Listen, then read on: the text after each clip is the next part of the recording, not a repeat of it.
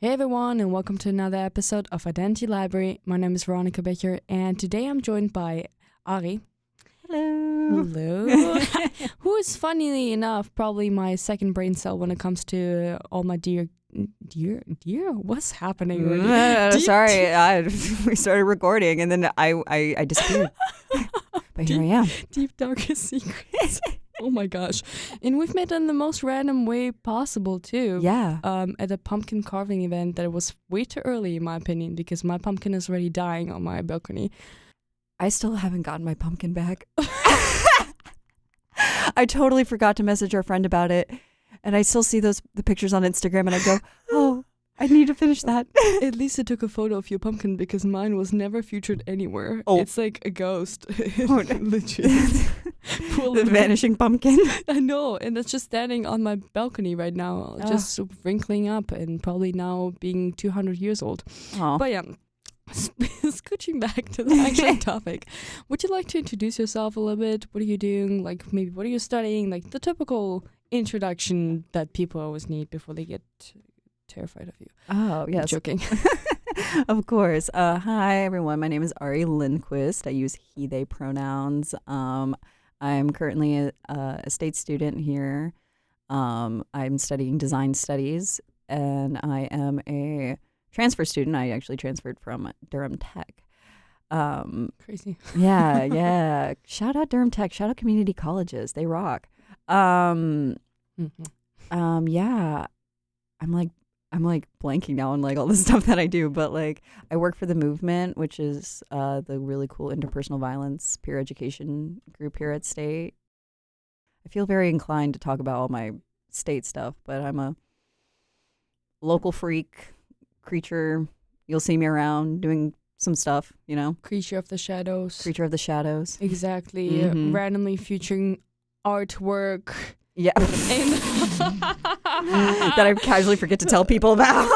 Well, now it's your time to go, right? Yeah. This is your moment. I'm sorry. I just put you on the spot. No, I mean, the gallery passed, so, but I will be submitting again. But in case UNC State people don't know, or other people don't know, the College of Design collaborates with the First Friday markets in downtown Raleigh, and they have what it's called the Fish Market because College of Design is COD, so Fish Market. It's really silly, but it's a opportunity for students at NC State to submit artwork to be featured in a gallery. It's not a student gallery, but a gallery for students, if that makes sense. But yes. Yeah, so this month they did like a spooky one for Halloween, and so I like made this random art piece in like 2 hours just out of boredom. That was like, my art style is like pretty like cute and fluffy. Like it's, if you look at my art Instagram, it's like, what's the Instagram account? I need to look into. All lower. Okay, Ari Lindquist _ It's ARILINDQUIST _ on Instagram. You should check it out. Give it a follow. There's some cute stuff on there. I'm doing Rattober right now. Rattober? Yeah, so like Inktober. Yes, I know Inktober. Yeah, but it's rats. Oh my gosh. Yeah, it's great. Rattober? That's crazy. It's so silly. And I like, because I have a joke that with my friends that I am just a little mouse. I'm like that godforsaken mouse that you give a cookie. It's going to want a little glass of milk. I'm like dying because the amount of people that call me a cat. That's, you know, I see you. I'm also very cat-coded, but recently I've been more akin to mice. Because it's October. It's because it's October. Exactly. I was just joking because that's why we have one brain cell. Yes. Because I'm just the opposite. Well, yeah, that's the same thing as, what was the joke that we discovered that I'm, yeah. Oh, you're homosexual? Yes, exactly. Well, to give you a rundown, to this point, Ari had no idea that I'm actually straight, but I accept that, I guess. That's an interesting identification that I haven't known about yet. Yeah, when I met you, I totally thought you were like bi. The coolest person ever, yeah, right? Bi, lesbian, queer adjacent. I was like, Heck yeah. Like, While standing next to my boyfriend. I thought that might have been I didn't know that was your boyfriend. I wasn't 100% sure. But I was like, No, I like that actually, because I think what happens a lot of times when you are in the like with your boyfriend or with your significant other, people always make like the assumption and like, okay, I'm gonna see you now as a pack. That means you're both come together in one block, and I can't see you as a separate person. So rather you thought this way, then you made the assumption.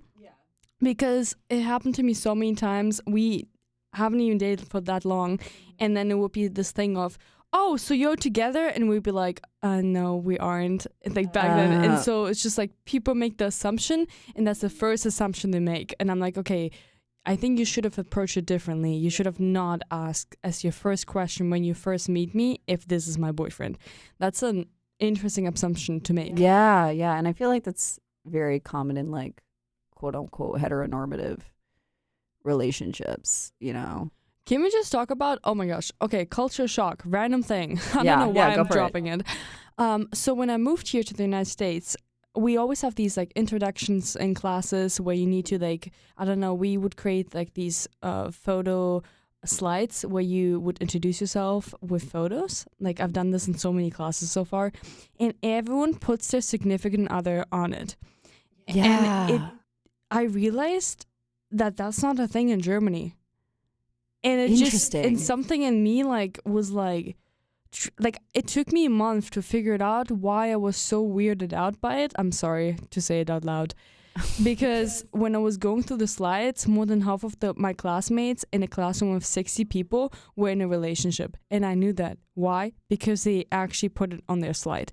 And it was like a thing of, you can like, I don't know, in Germany, people might mention it along the lines, oh, I do have a partner, but that wouldn't be their identity or their introduction. They would rather mention, hey, I have these hobbies and this is what I'm interested in and this is my degree, rather than this is my partner.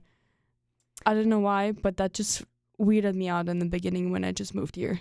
That's interesting. Yeah, because like I never thought about it like that before because, I grew up in the US, but it's like, growing up in like going to school here, in like public schools, like I always like all my teachers would be like, yes, I'm married, I have kids, and I think that might be like a cultural thing is that the US is very like family oriented, maybe? Family oriented, yeah. There's like a obsession. I don't know. It's like maybe that is an obsession, honestly. Yeah. It's why are people getting married so early? Yes. I see 21-year-olds, 20-year-olds getting engaged and married, and I'm sitting here at 23 going, why? You're so young. There's more to life. Totally agree with you. Honestly, like, it is, I don't even know if you can make the decision to get married so early on in life. No, you're not.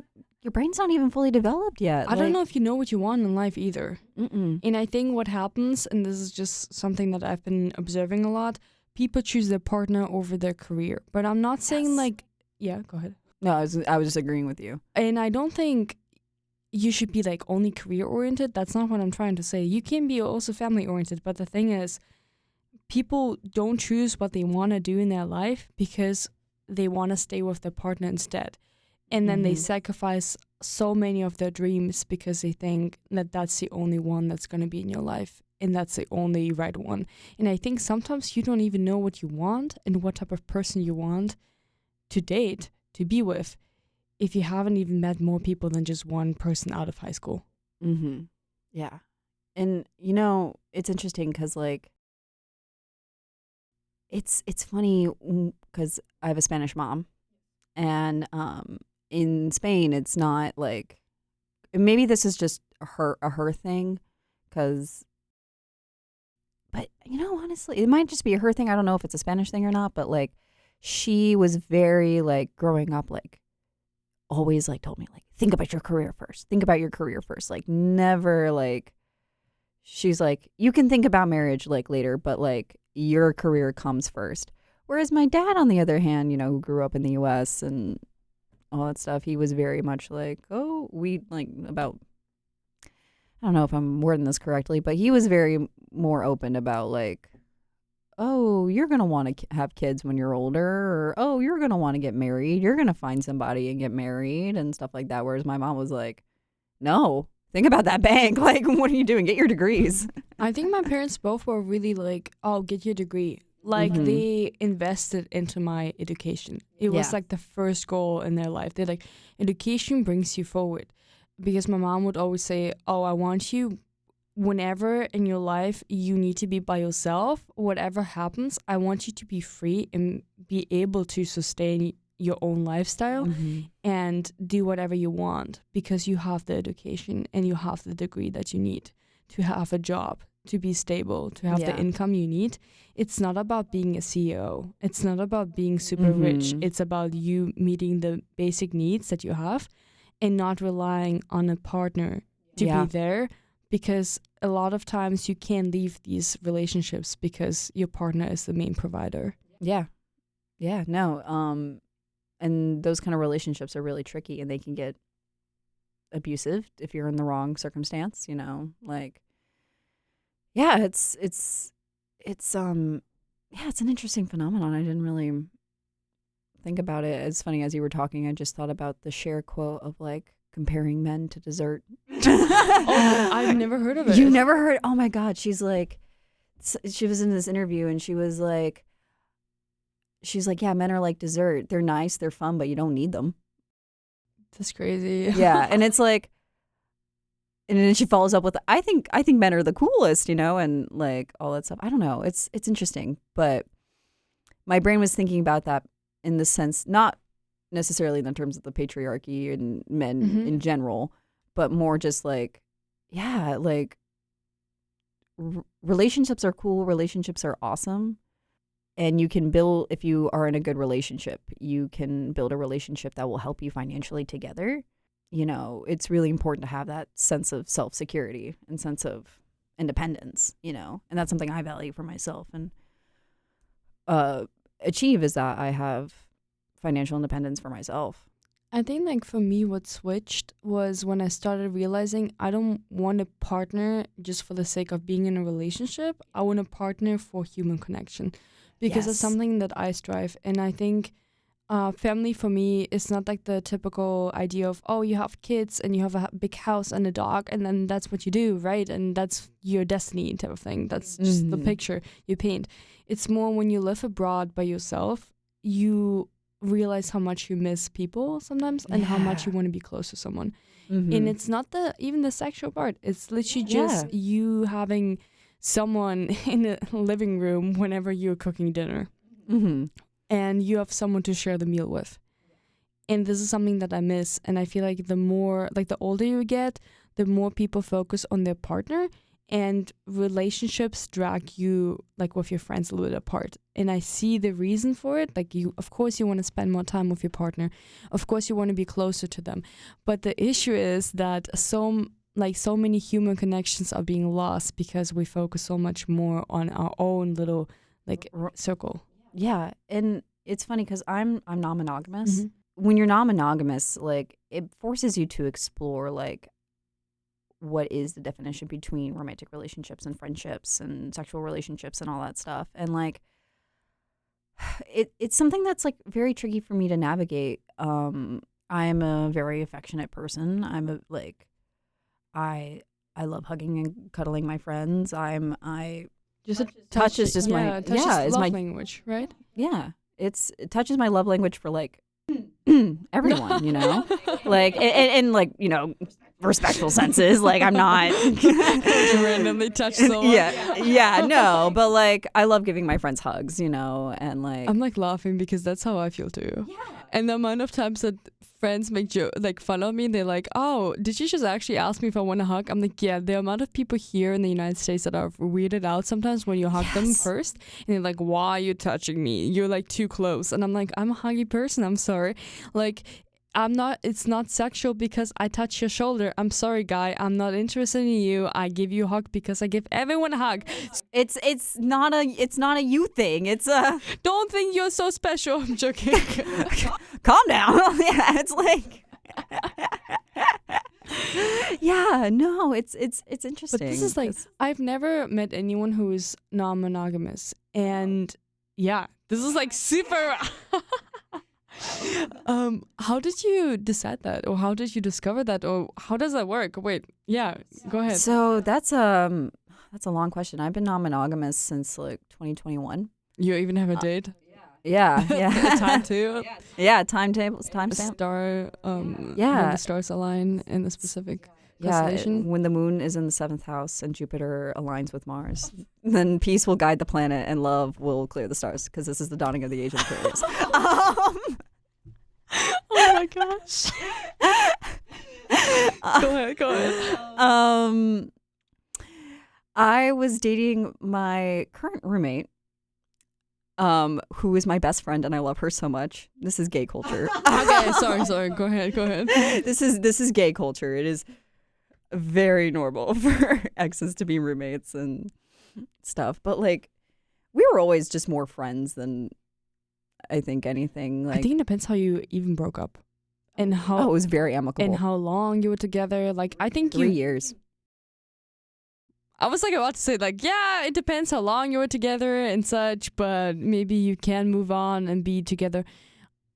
But then you said 3 years, and it just threw me off to a different planet. It's we're just best friends.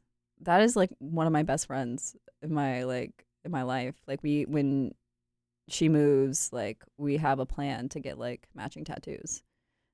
Like, whenever she inevitably moves to, I'm not gonna say where, but like, yeah, we always have these nicknames for each other. Like, I always called her Chicken. Sorry, the chicken.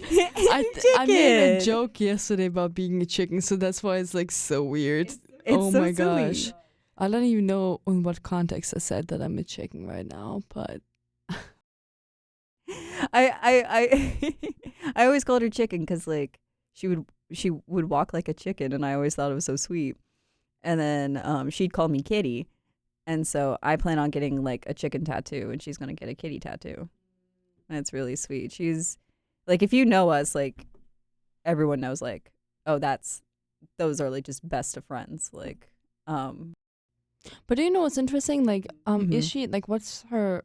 Can I ask that sexual orientation? Is that the? I'm gonna keep that private for her, but she's also not monogamous. Okay. I will say that. Yeah. Okay.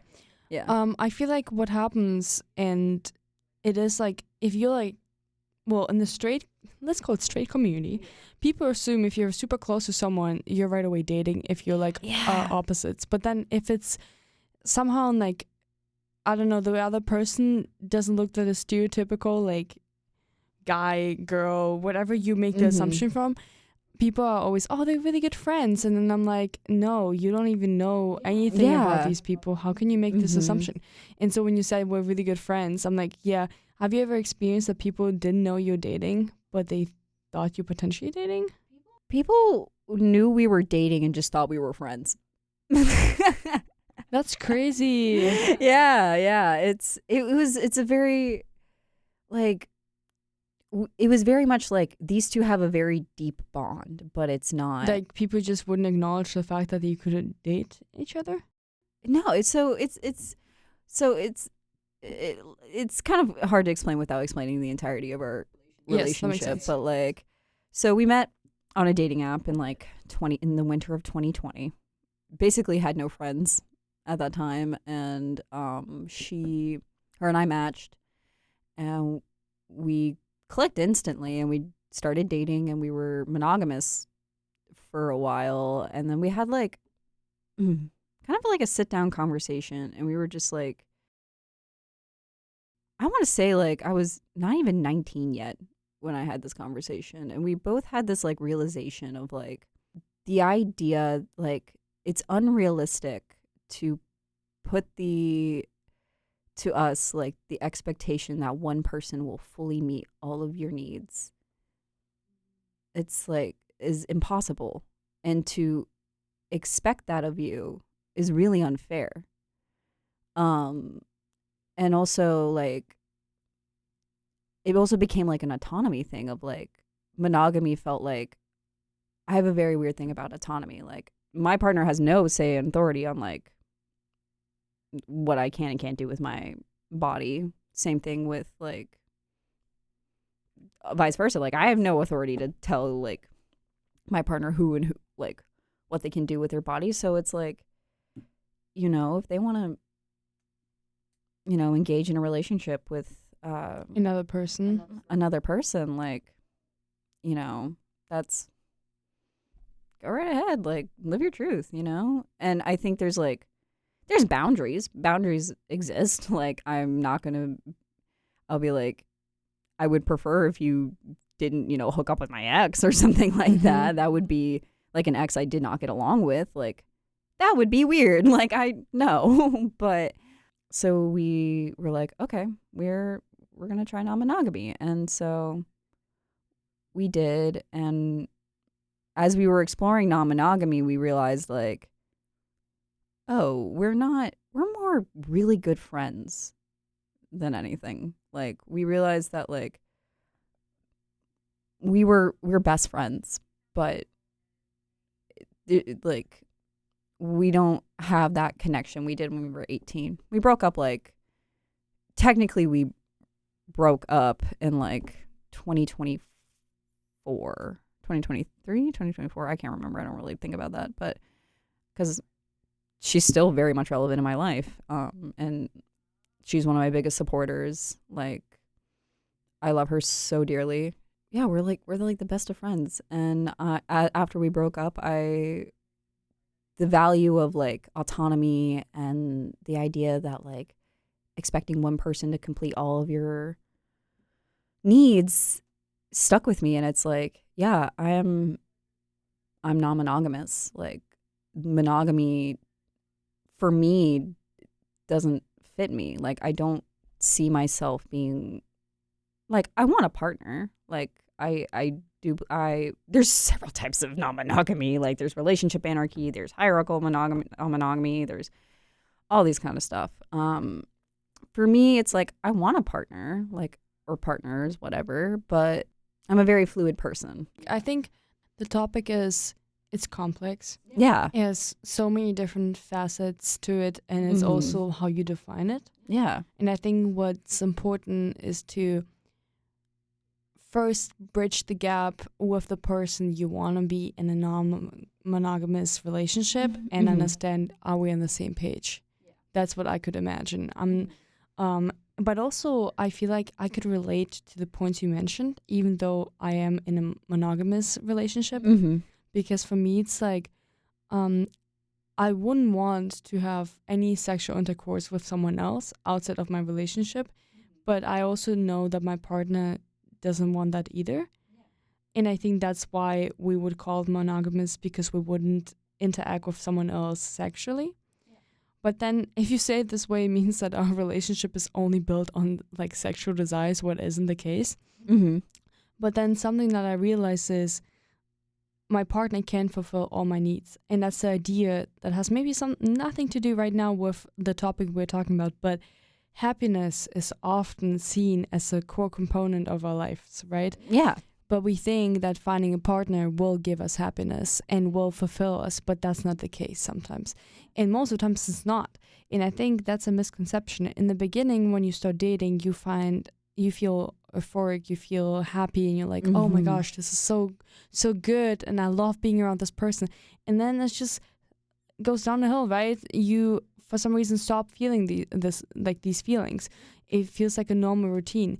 And I think what happens here is you need to find people that will give you what you need in the relationship, that you need to look outside of the relationship itself to give you the happiness. Find hobbies, find connections with people. You can't be just with a partner all the time. And you can't put it on your partner either to be like your therapist, your mom, your caregiver, like everything. You can't do that, right? And I think that's an interesting way of seeing it, that you're saying, I'm non-monogamous. I cannot speak monogamous, because I'm looking and striving and trying to find these other parts of me that I just couldn't like find in just one person. Yeah. And, you know, it kind of goes into like, for monogamous people, I'm sure it's like you have different relationships. Everyone has different relationships. Like, we have a relationship, if you think about it, it's like a friendship, but like, you have a relationship with your boss and all that stuff. And each relationship, like, fulfills something, whether it's a need or not, but like, I don't want to.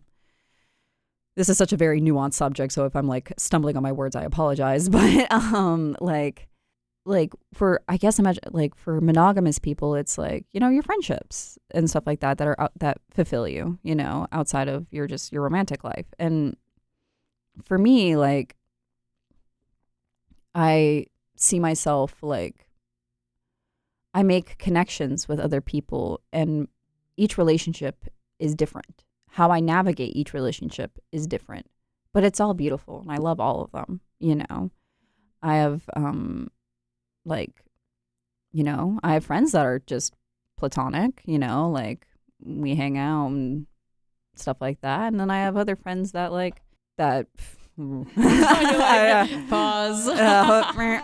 But like, I have friends that are, there's like a deeper connection, I will say. That's way of putting it.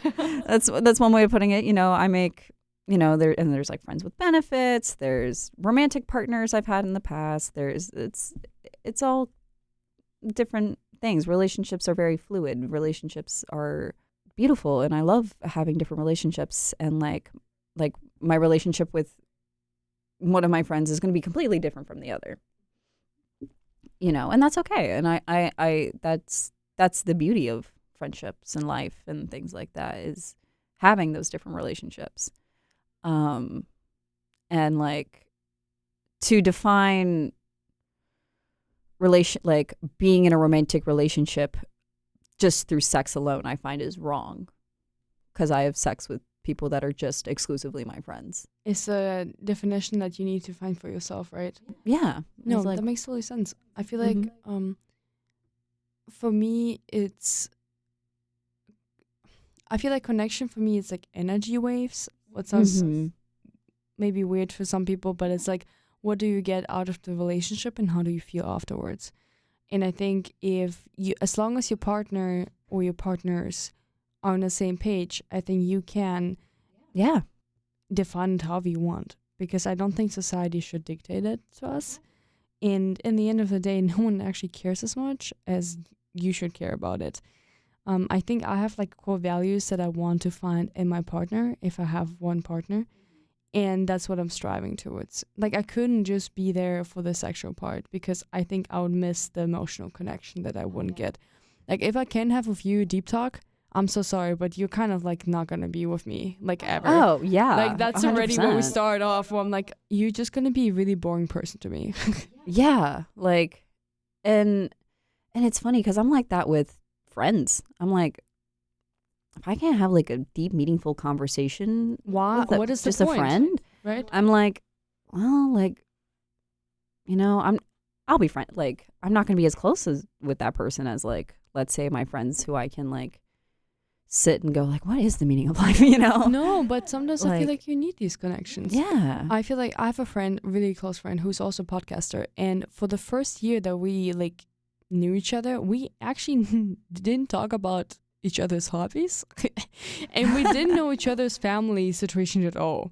What was crazy to me, it just never came up.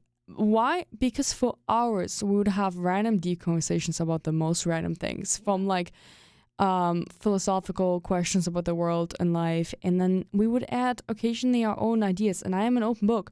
But that was an interesting thing. I realized only a year later, I'm like, man, do you have siblings?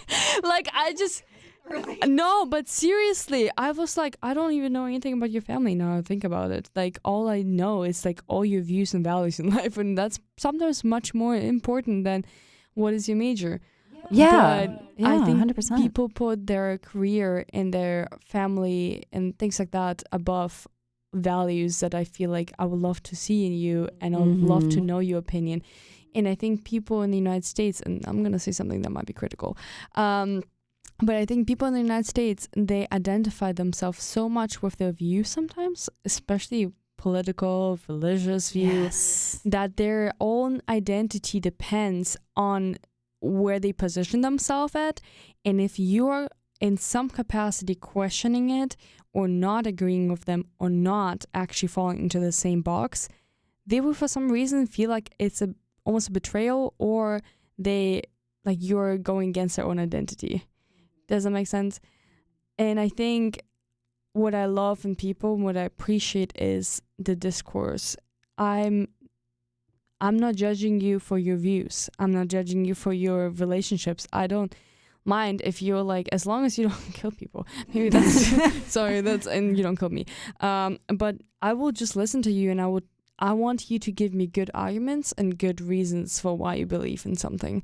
And if you can give it to me, I might disagree with you in the big picture, but I can still like accept your opinion. I get very shy, especially when talking about like non-monogamy a lot, because it's like, especially when I'm not in my spaces, like when I'm out in my, like away from the NC State world or whatever, like when I'm, I'm with my community, it's very normal. I'm like the majority of my friends are all non-monogamous, like, and so it's kind of like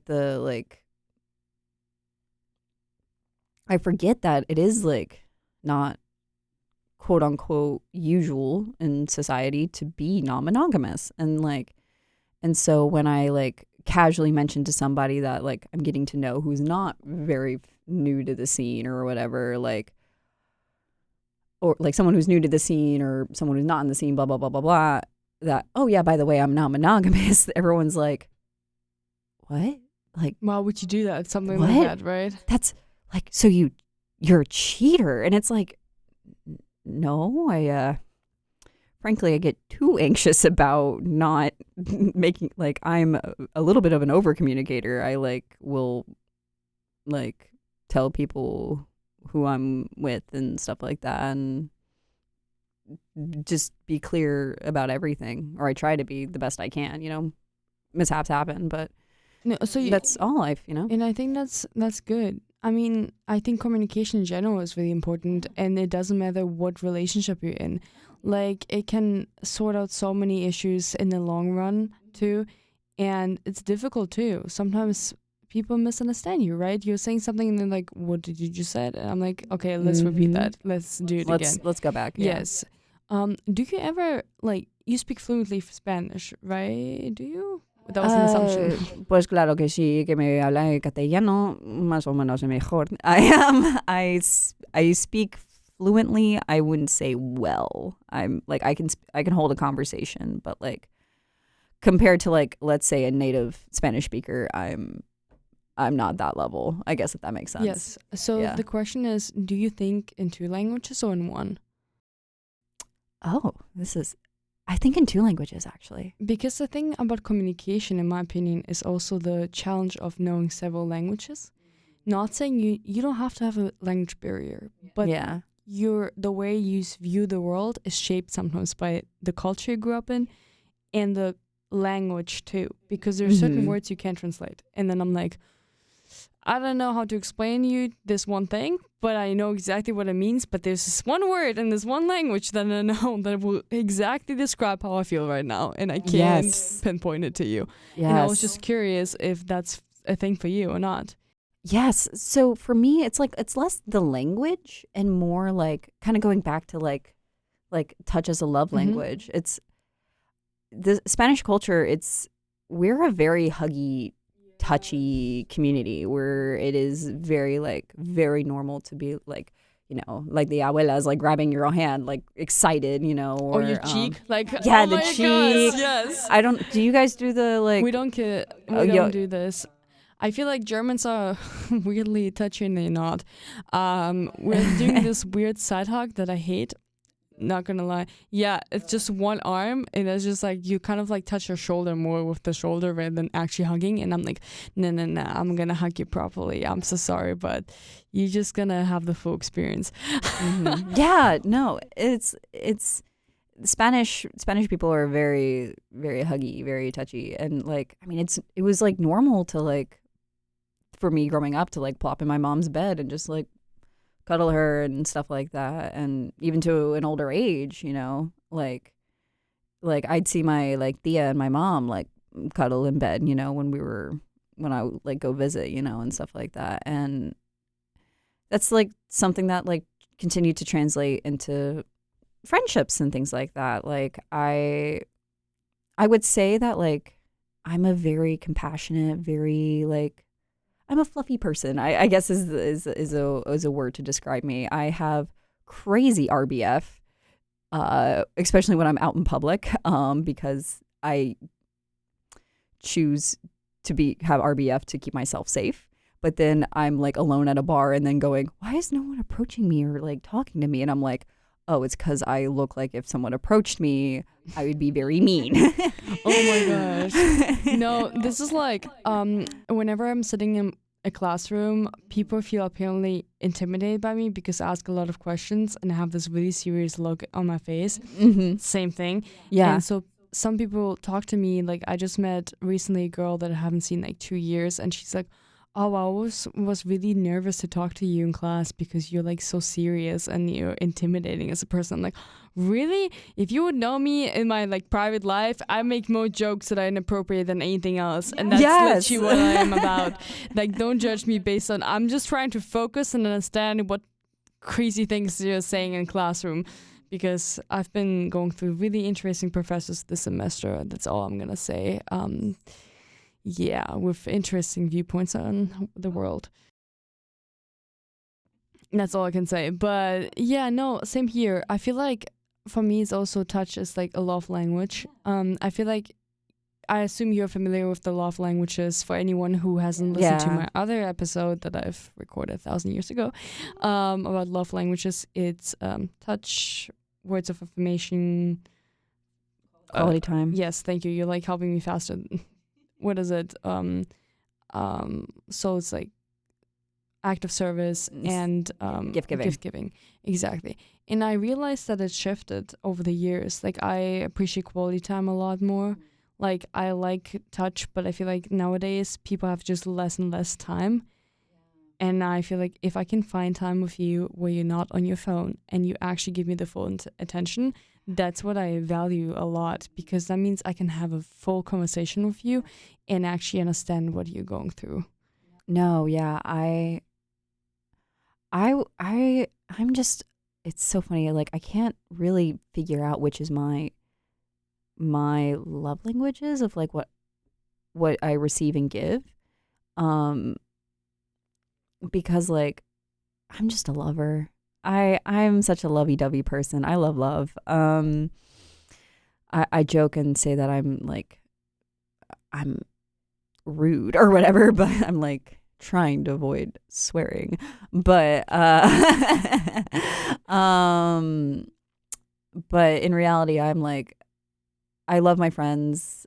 If I had a partner, you know, like if I had, it's like the scene from Timmy Turner, if I had one. So silly. Then life would be different. Yeah. But like I love love. Like my one friend, I like every time I see him, it's like I appear with like a little trinket in my hand going, I found this for you, or I made this for you. Do you like it? Do you love me now? Do you love me? And we're friends, right? And it's like, or like, I cuddle my friends, you know, like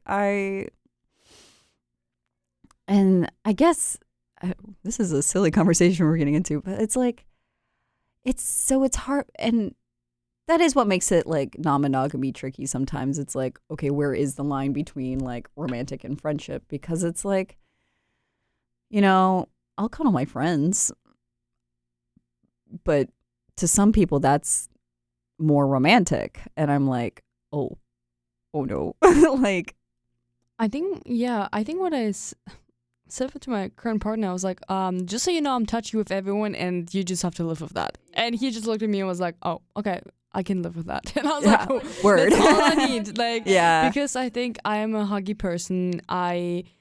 Maybe I don't have actively sexual intercourse with another person, but I think I am, and I wouldn't kiss a person. That's where my line. That's fair. That's why. Although I do kiss people on the cheek sometimes. Now I think about it. Yeah. Like my friends, close friends, sometimes, not always. Do you know how like old women like kiss each other goodbye? Yes. Yeah, I do that with my friends. Exactly. That's what. Yeah, that's I go. a, that's a love you. good way of putting it. That's Yeah. perfect. Like that's what I Yeah. mean. Not like I'm running around and just giving kisses. Just like everywhere. whoa. Yes, but yes. But I think I am like hugging people. I hate when people give me a handshake because I feel like I'm in a business meeting. oh God, yeah. As a business person, I'm like, this is just not business. I'm trying to meet you as a person, but I appreciate This is a it. casual thing. Yes. Yeah. But also I know it could be awkward with some people that you haven't met, and then people just don't like touch either. So I always tell them, oh, well, your shoulder is going to be mine now because I'm going to tap your shoulder the whole time because you don't want to be hugged. Then it's just going to be your shoulder suffering. And I realized over the years that's probably the most neutral zone on your body that you can touch someone. Yeah. You know, I never thought of it about like that, but you're right. Because that's the conclusion I came to. Because back might be weird with the spine. And then front, you just don't want to go there. And then head and hair is problematic with some people. And then everything below that is also, you should just not start. And then hands, maybe people don't want to hold your hand. So shoulder was my shoulder. My shoulder. Shoulder was my shoulder. My way to go. At least I thought that's what you would do. I don't know. Yeah. I mean, like when you run into somebody you know, but you don't want to startle them, you tap them on the shoulder. Yes. So it's like, yeah, that makes sense. Yeah, I never thought about it like that, but yeah. The most unandrogynous zone, the shoulder. Oh my gosh. You never know. I always say, if you can think of something, someone else thought of it too. In all kinds. Oh, yeah. Yeah. Oh. And apparently I discovered just recently that Germans have an interesting image out there, and a guy randomly commented on my Instagram post, and it was like, good to know that that's the image that I have as a German, of enjoying a lot of different things. And like I said, we're not going to get into that, but I wasn't even aware of that. But good to know. Wow. I know, right? Wow. Well, maybe I do, but I just never knew it's a general thing. Okay. We don't have to get into it. Let's put it this way. Yeah. Like a whole nation, you know what I mean? Like being behind it. No. Yeah. But so you said you're queer, right? Mm-hmm. How do you, so when did you discover it? Like, can you I don't know, just give us a little bit of rundown for all the queer people out there who are scared to be themselves? That is a saga. 'Cause so it's interesting. There were definitely obvious signs when I was a kid, when I was little. Like for me, like when I was in Girl Scouts, like I always wanted, because we were in Girl Scouts, so there was no quote unquote boys.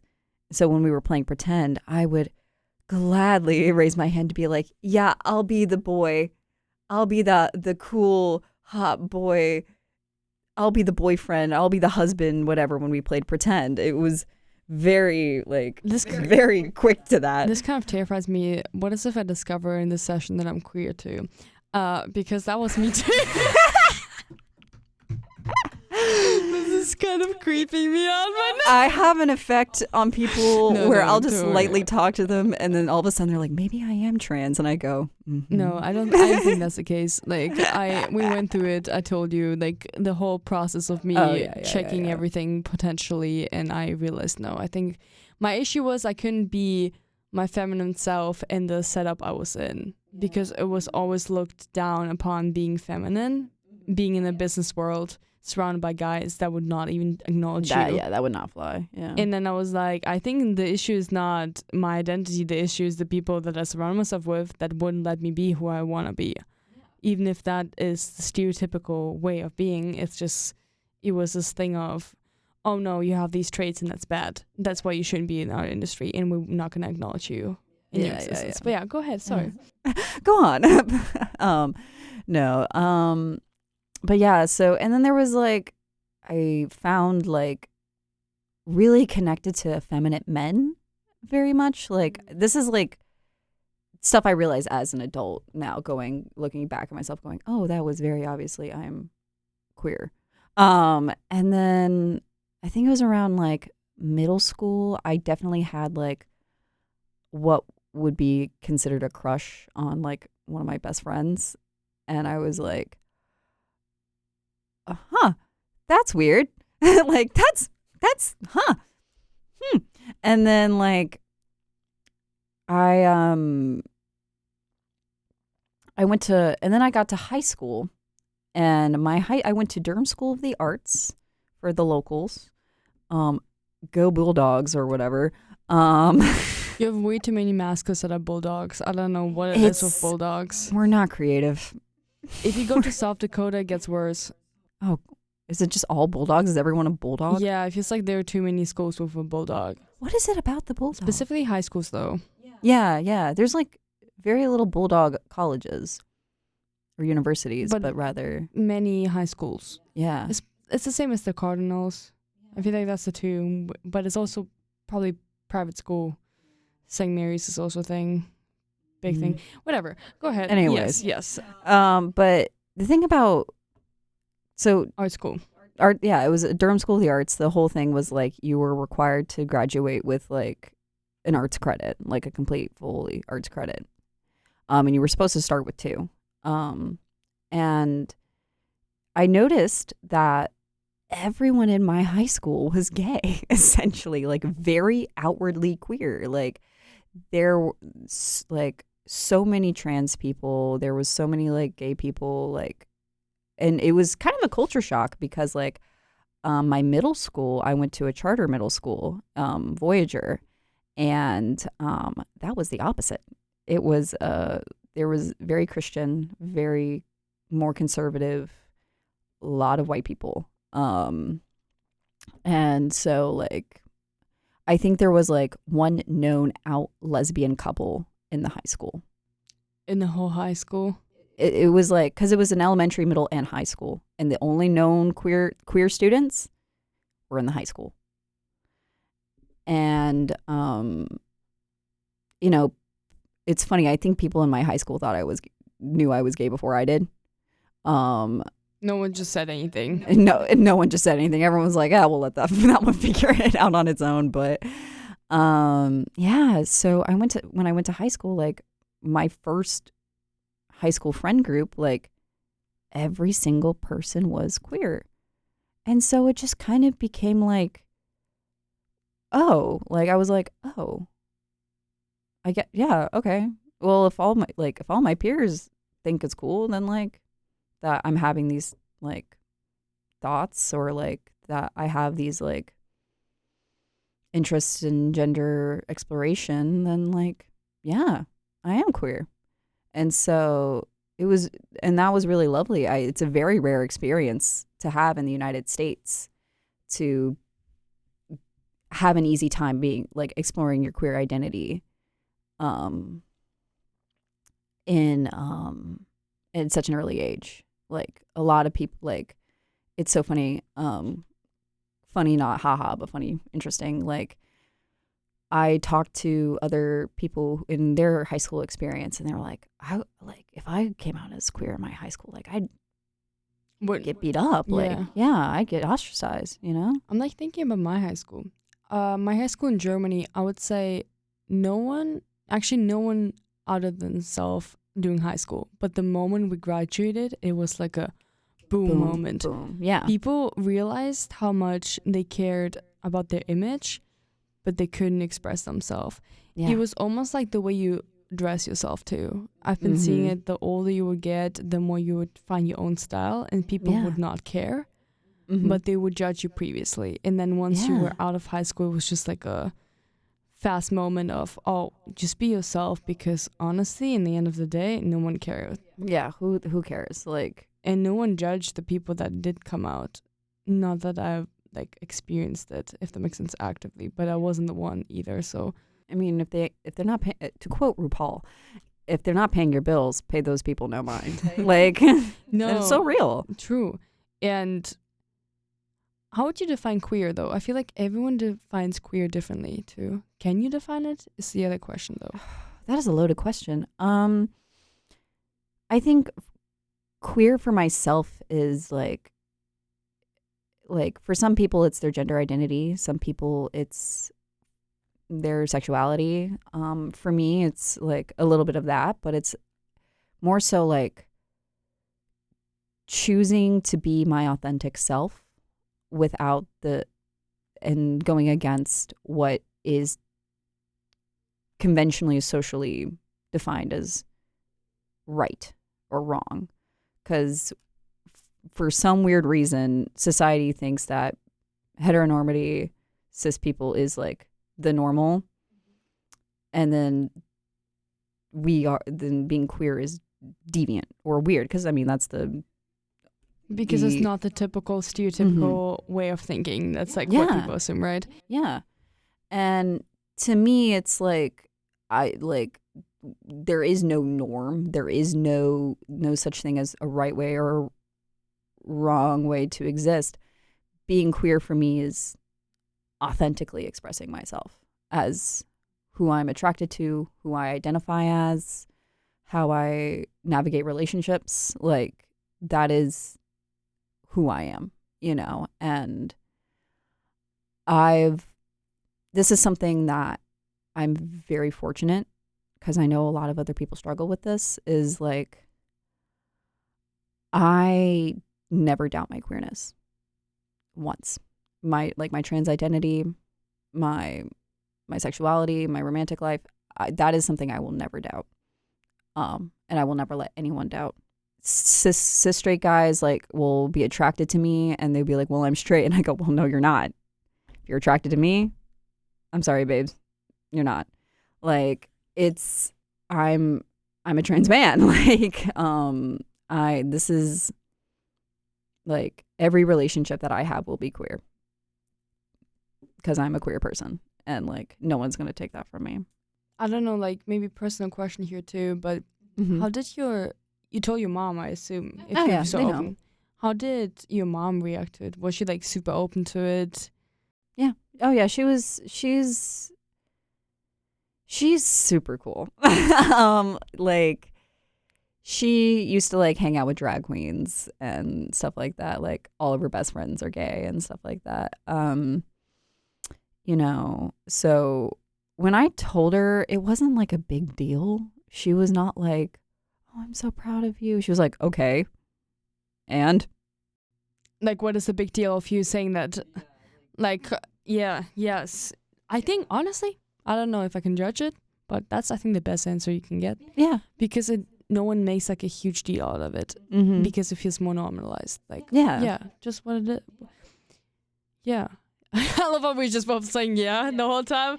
Yeah, and we're just agreeing. But it's interesting because when you were like, yeah, I thought you were also like in the whole LGBTQ community.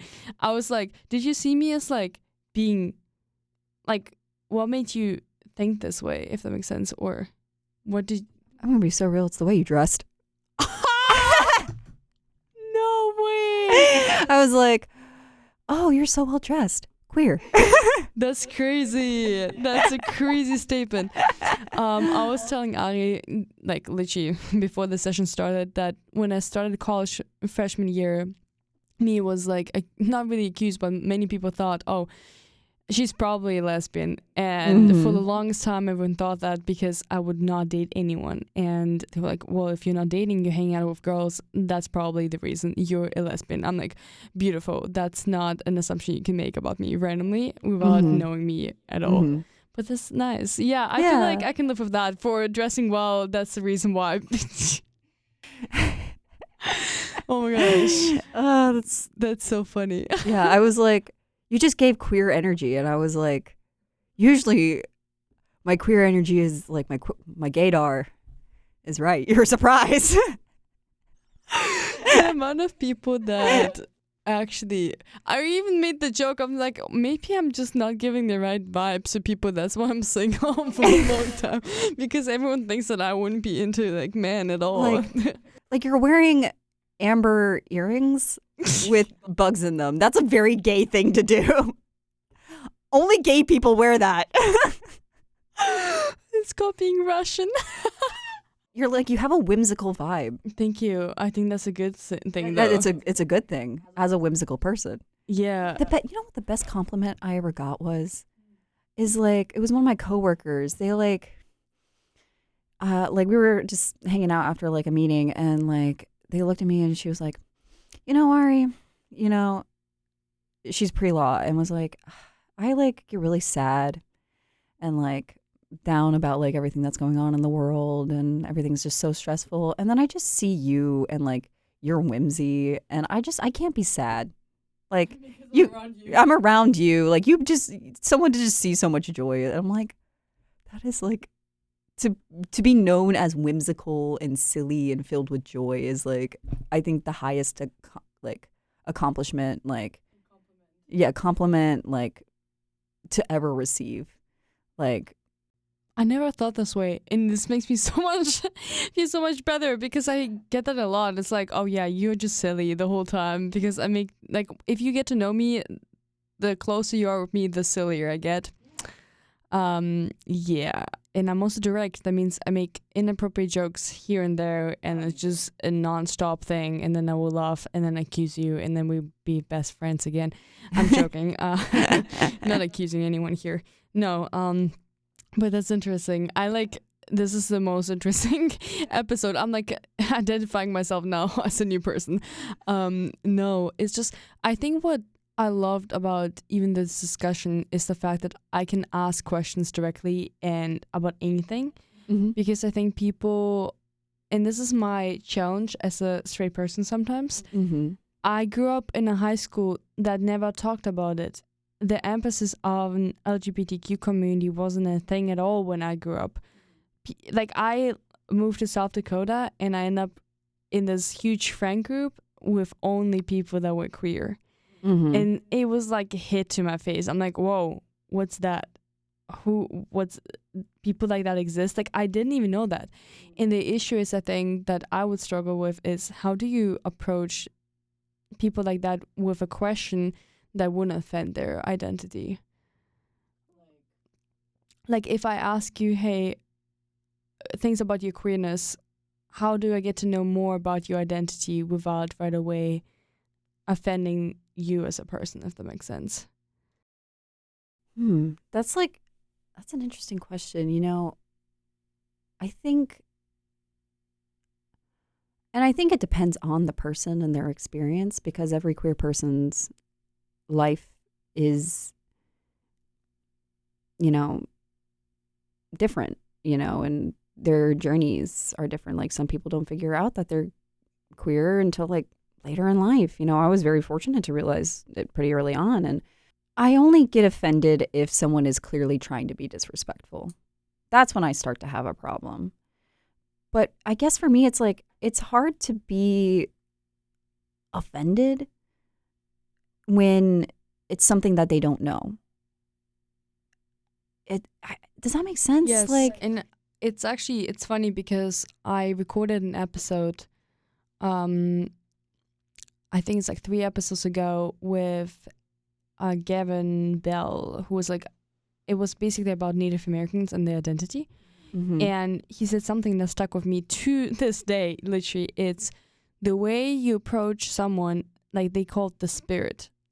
What spirit do you let into the room? Like, how is, like, it's almost like a vibe, but that's a different word for it. And depending on your spirit, the question might be offending or not. And I think that's what it is, maybe. Like, if I try to offend you with my question, but I make it clear that I'm trying to offend you, then yeah, that's just not appropriate. But if I'm not, and I'm just curious to understand who you are and why you are the way you are, yeah, but I feel like people need to be open, and that's really difficult to achieve sometimes in a society that isn't always open about queer people.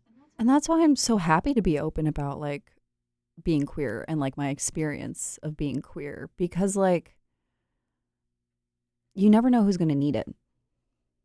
You never know who needs to hear someone and see someone be as openly queer as I am, and proud, because that might save someone.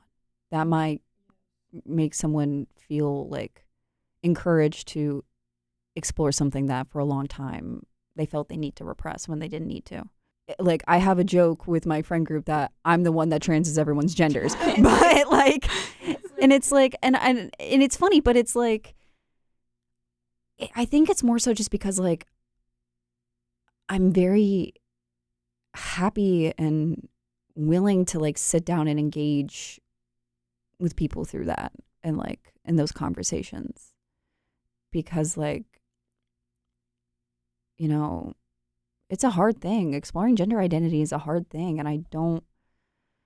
and exploring gender identity is so beautiful. I love being trans. I think it is like, I love being connected to both my femininity and my masculinity. I think it is a beautiful experience. And like, if someone feels attuned to that, like, I want to encourage that. You know, I want to help.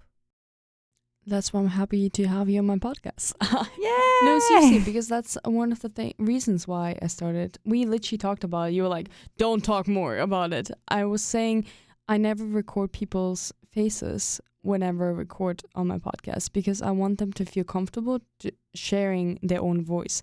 I don't want people to make a judgment based on how you look.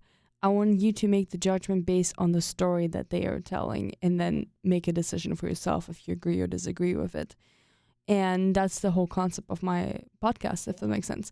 And I want at least one person to hear it who needs to hear it, your story and your experience. And I think that's the important part. Yeah, no, I think this is like podcasts like these and resources like these are incredible. That's like, it's so important to hear like other people's experiences and life. You know, that's part of the reason why I started working for, you know, the movement and interpersonal violence peer education, was just because it's like having these resources is critical. Like, we need spaces like these to have these conversations, to make it normalized to talk about these things. Like, make it normal to talk about sex, make it normal to talk about gender identity, make it normal to talk about race, like religion. It's because we're scared of the things that we don't know. And that's the hard, like, that's the hard truth, is we're scared of things we don't know. And it's like, and I think that's what all, like, this is all, like, if we just sat and talked and, like, actually listened, you know. Without forming a judgment and an answer before the other person finishes their thought. Exactly. You know. That's something they teach you actually in active listening courses, like in leadership and so on. It's like the idea of whenever you finish your thought, I should not actually formulate my thought before that. But I rather should listen to you so I can absorb it, because a lot of times we think of the answer before we actually hear what the other person said. And because we form already an answer, we already have a filter on it. And because we filter it, meaning we might not actually perceive the message the way it should be. And so questioning and like asking the person back, oh, did I understand that right? Is a way of active listening. Yeah. So yeah. Yeah.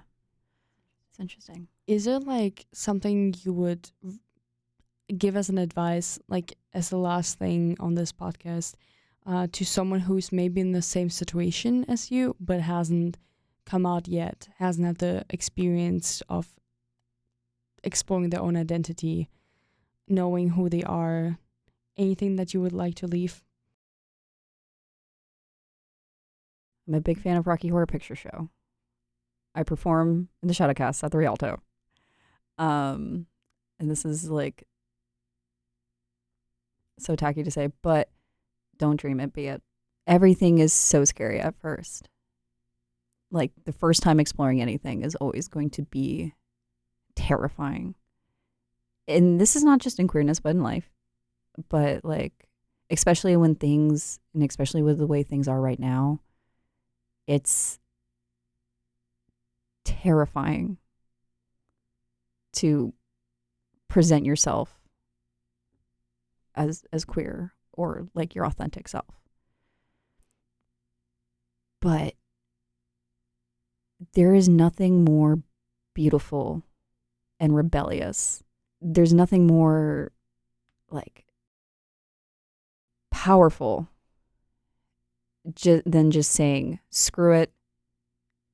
I don't care what people think. I don't care about the stigmas. I know myself. myself is beautiful. I'm going to stand up and be who I am. I'm not going to dream it. I'm going to be it. You know, I see all these like posts about protests and anger and stuff like that. And I like, you know, I'm with it. I'm with it and all that stuff. But I think people neglect the power and the rebellion that is joy. So feel joy. Joy is what brings people together. Joy is what stands up to wrong. No one can take joy away from you. This is so powerful. Oh my God, I love that. This is like, no one can take away your joy. Dream it. Don't dream it, be it. Dream it first. Have the dream. Yeah. You gotta have the dream to be it, but but then be it in the end of the day. No, I love that. I think that's really powerful. In the beginning, when I started this episode, I was like, I did not think that's where we're gonna end up. But I like that. That's the journey. Yeah. No, I appreciate it. Oh my gosh. Yes, and thank you. Thank you for having me. Thank you for. I think it's such a complex topic, and it's difficult to put sometimes the feelings into words too. And I think you did so well for like just putting it out there and like being yourself and opening yourself up. And I think that's a really good trait to have.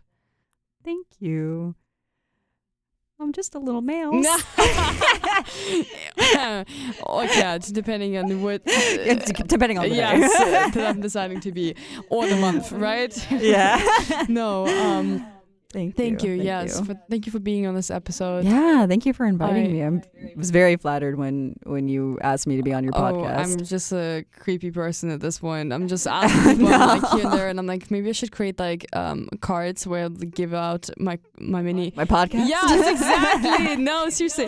I'm just trying to reach more people, and I think first of all, it terrifies to be on the podcast.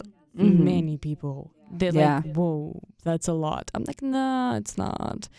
You're not gonna die. You'll be fine. Yeah. I'm a certified yapper.